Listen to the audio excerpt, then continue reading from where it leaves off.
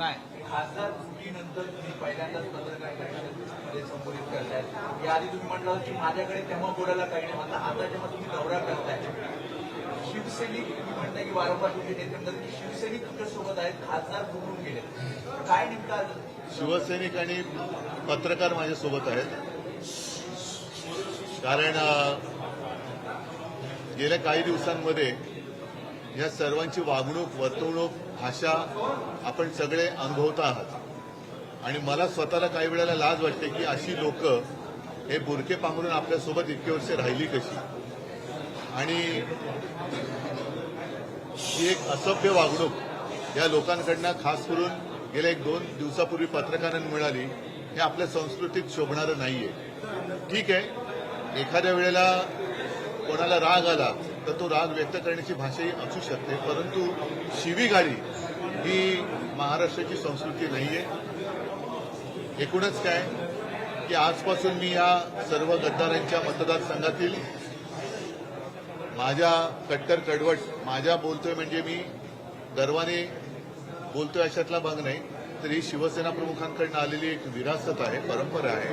त्याच्यामुळे मी माझ्या म्हणतोय शिवसैनिकांना भेटण्यासाठी आणि त्याच बरोबरीने इथल्या ज्या मतदारांनी केवळ आणि केवळ शिवसेनेवरती शिवसेना प्रमुखांचा चेहरा बघून आणि मशाल बघून आम्ही जो उमेदवार दिला त्याला त्याचं काही पार्श्वभूमी किंवा इतर काही न बघता निवडून दिलं, त्या सर्व मतदारांची आणि शिवसैनिकांची मी माफी मागायला किंवा क्षमा मागण्यासाठी महाराष्ट्रामध्ये फिरणार आहोत.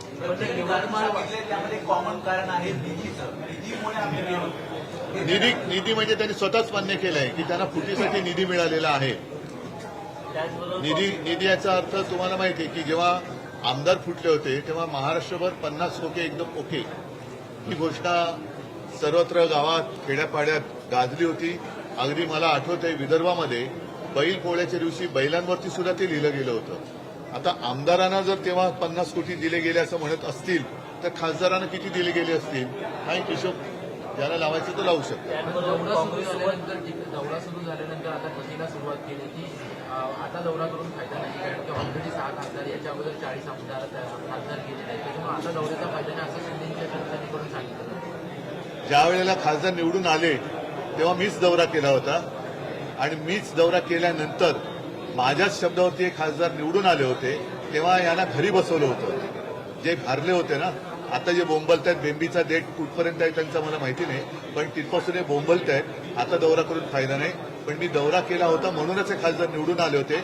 आणि आता तुम्ही म्हणजे शेतकरी, आता मला शेतकरी संघटनेचे लोक वरती भेटले, त्यांनी एक निवेदन दिलं, पीक विम्याचा पत्ता नाही, हमी भाव मिळतो की नाही माहीत नाही. म्हणजे शेतकऱ्याला त्याच्या मालाला हमी भाव नाहीये, पण आमच्या भरोश्यावरती जे निवडून आलेले खासदार आहेत त्यांना मात्र भरघोस हमी भाव मिळालाय.